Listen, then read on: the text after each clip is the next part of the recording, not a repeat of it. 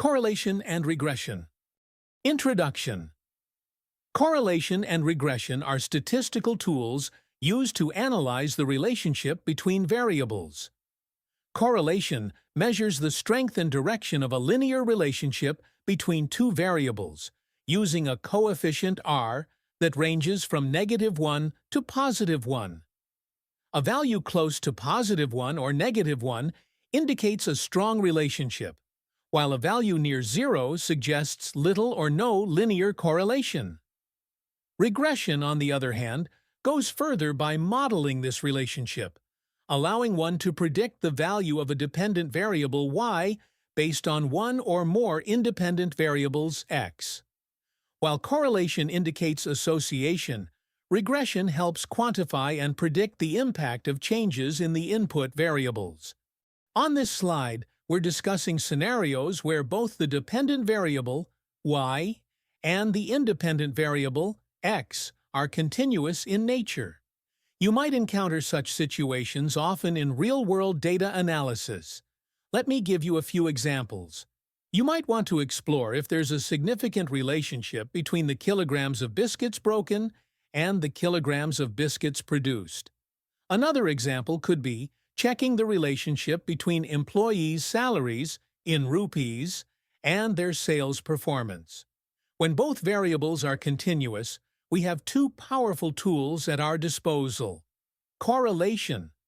This helps us understand the strength and direction of the linear relationship between two continuous variables. However, keep in mind that correlation does not imply causation.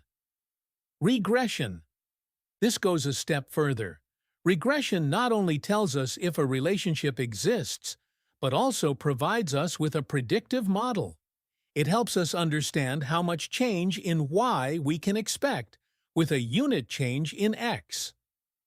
As shown in the visual, both correlation and regression are interconnected, like the two gears working together to analyze and interpret relationships between continuous data variables.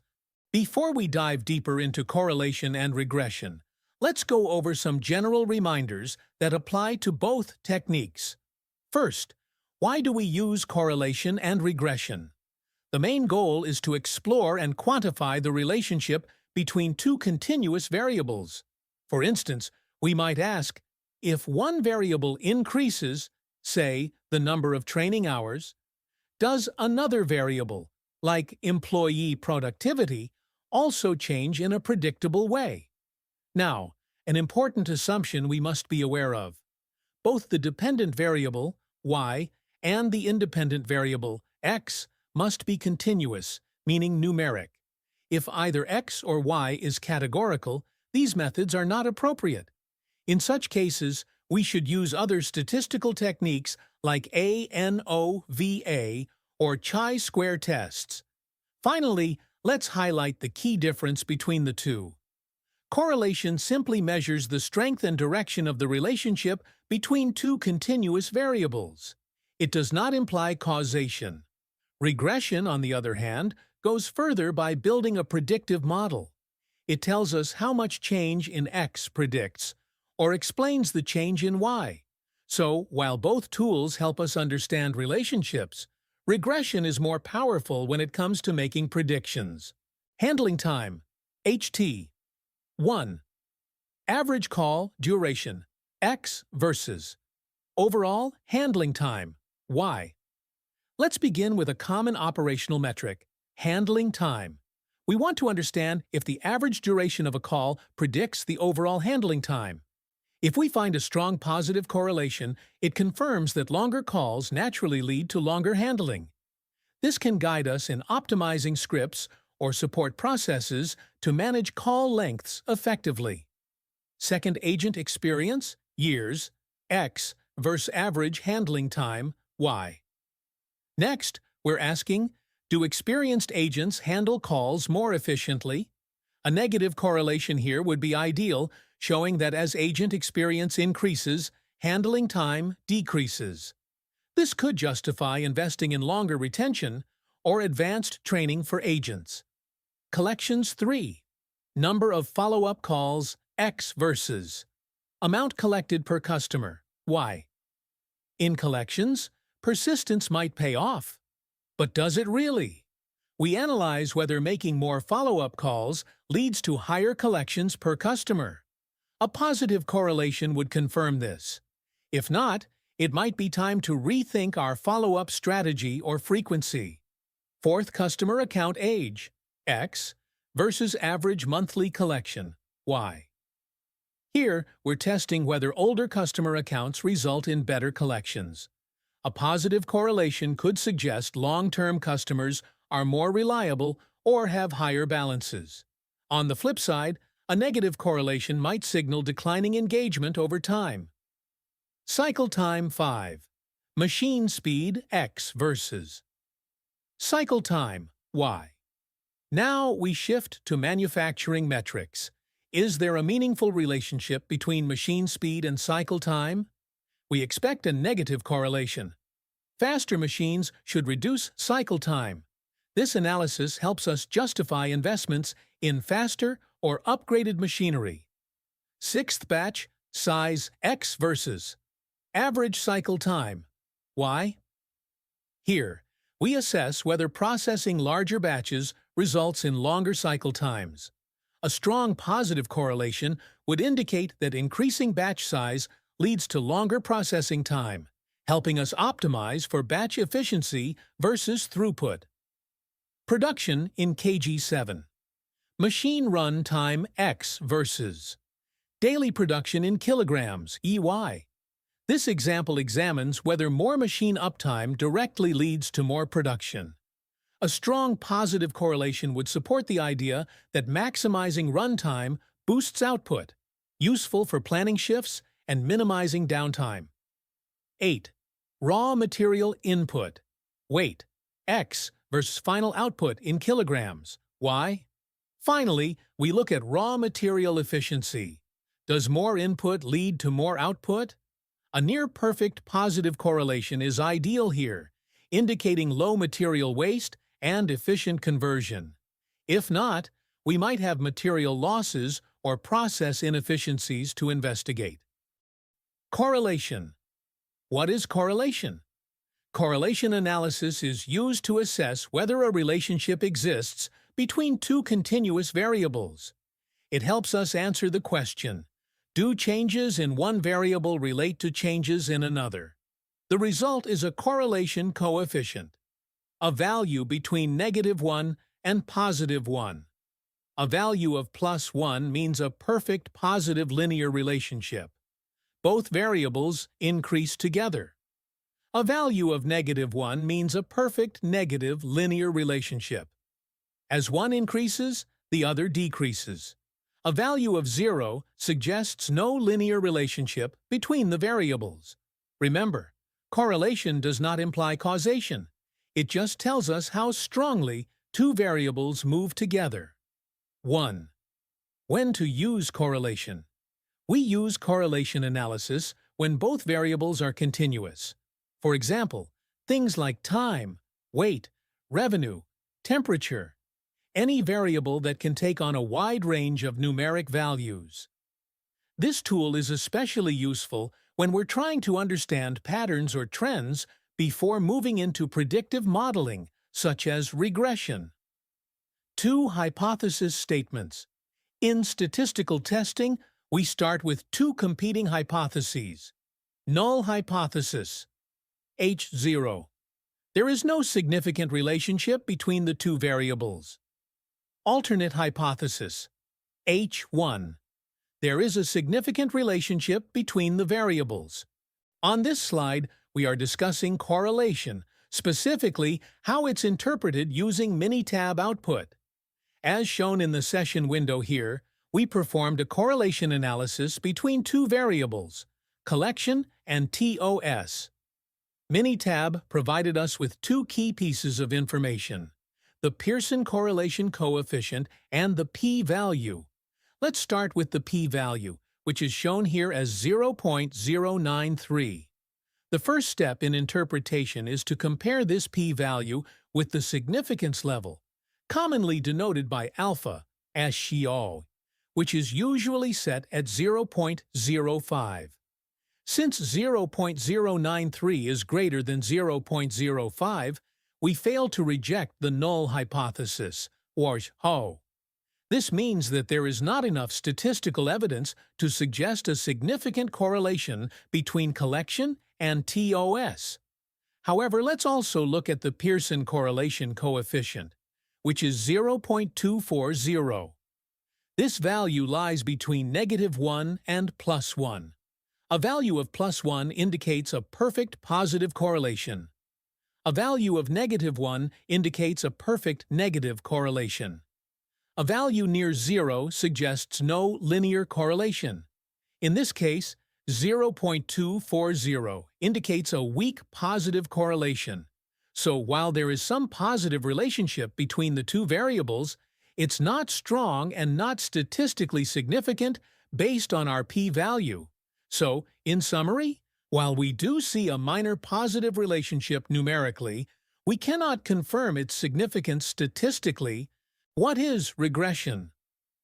Regression analysis is a powerful tool used to understand and quantify the relationship between two or more continuous variables. It helps us answer the question, how much does X affect Y?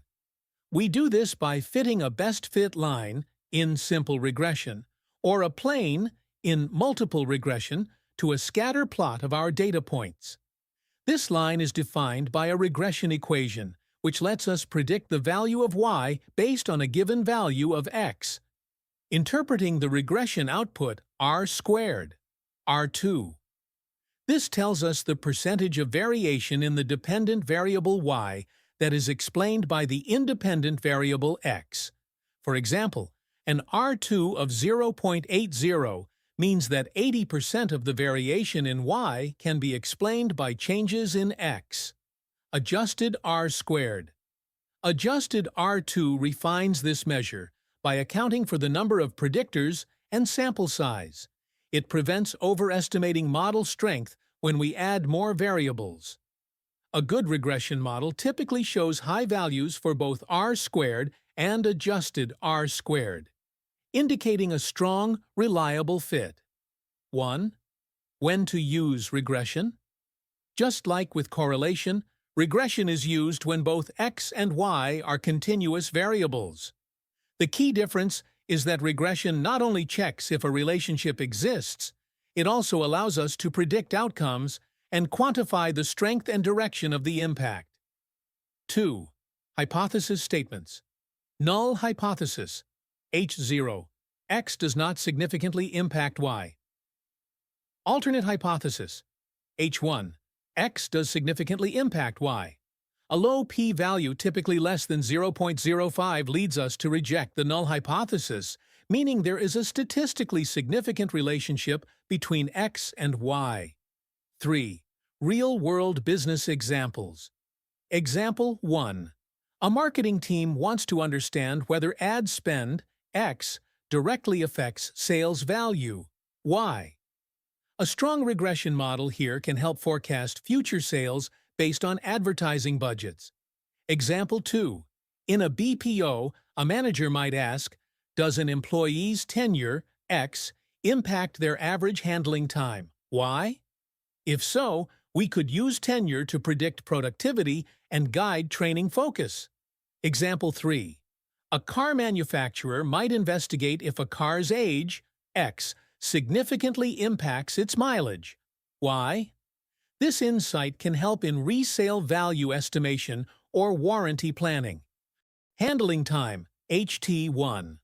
Predict HT, Y, using call complexity rating, X. In this example, we're using regression to forecast how long a call might take based on its complexity rating. If we know a call is rated as high complexity, can we estimate how long the agent will need to handle it? This allows for smarter scheduling, better resource planning, and more accurate SLAS. 2. Predict HT, Y, using agent experience, X. Here, we're exploring whether experience levels impact performance. Does more experience lead to shorter handling times? If yes, This model can help managers predict performance or identify coaching needs for newer agents. Collections 3. Predict collections Y using number of follow-ups. X. This model helps determine whether additional follow-ups actually improve collection amounts. By quantifying that relationship, we can optimize follow-up strategies, increasing revenue while avoiding excessive outreach. Predict monthly collections, EY, using customer account balance, or X. We're using regression here to see if higher account balances lead to larger monthly collections. If there's a strong relationship, this can guide prioritization. For example, focusing collection efforts on accounts with higher balances. Cycle time 5. Predict cycle time, Y based on machine speed, X. This model helps us answer, do faster machines really reduce cycle time? A strong inverse relationship would support investments in faster or upgraded equipment, especially where time is a bottleneck. 6. Predict cycle time, Y, using batch size or setup time, X. Here, we assess how production setup and batch volume impact overall efficiency. For example, if larger batches significantly increase cycle time, we may consider smaller, more frequent runs. This model is key in fine-tuning lean operations. Production in KG7. Predict daily production output, WE, using machine uptime X. This use case looks at whether uptime translates directly to more production. If the model fits well, we can plan maintenance or shifts better, maximizing output by minimizing downtime. 8. Predict production, UI, using operator experience or raw material. Input, X. Finally, we can model production output based on human and material factors. Is a more experienced operator consistently delivering more output? Does raw material quantity directly drive production? These insights help with workforce planning and inventory control. This slide shows the output of a simple linear regression analysis between collection, our dependent variable, and TOS, our independent variable. Let's begin with the regression equation, which is highlighted at the top. Collection equals 6,558 plus 22.8 times TOs. This means that for every 1 unit increase in TOS, the collection is expected to increase by approximately 22.8 units. Now let's look at the TOS row in the coefficient table. The coefficient, COEF, is 22.77, which supports our regression equation. The p-value for TOS is 0.093. Since this is greater than 0.05, it indicates that TOS is not a statistically significant predictor of collection at the 5% significance level. This means we fail to reject the null hypothesis. We don't have enough evidence to say that TOS has a significant impact on collection. Next, let's examine the R-squared R2 value. R2 is 5.8%, which means only 5.8% of the variability in collection is explained by TOS. This is a very low value suggesting a weak model fit. TOS doesn't explain much of what's happening with collection. Finally, in the ANOVA table at the bottom, we again see the p-value is 0.093, reinforcing our earlier interpretation that the model overall is not statistically significant. So, to summarize, while the equation gives us a numerical relationship, the predictor is not statistically significant, and the model explains very little variation, indicating we may need other variables for a better prediction of collection. Interpreting regression. Results. Step 1. Start with the p-value. The first thing to check in a regression output is the p-value. This tells us whether the relationship between x and y is statistically significant. We compare the p-value against our chosen alpha level, usually 0.05. If the p-value is greater than 0.05, we fail to reject the null hypothesis, H0. This means that X does not significantly impact Y. Example. In our current example, the p-value is 0.093, which is greater than 0.05. So we agree with the null hypothesis. There is no statistically significant relationship between X and Y in this case. Step 2. If HA is true.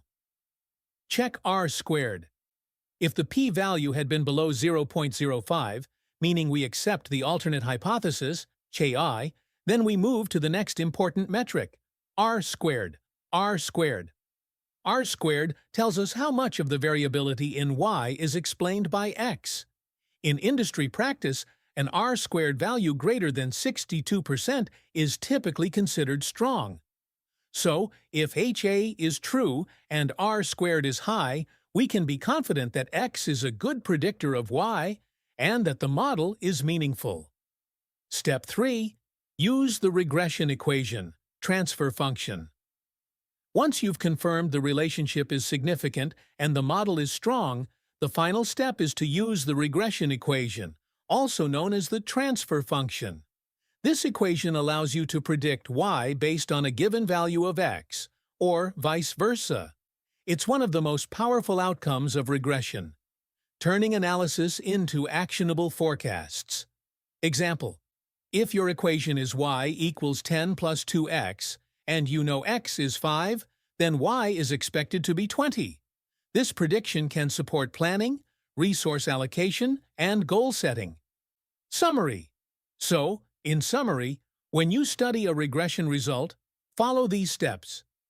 Check the p-value to determine significance. If HA is true, assess the R squared to understand model strength. Then, apply the transfer function to make predictions and business decisions. When to use these tools?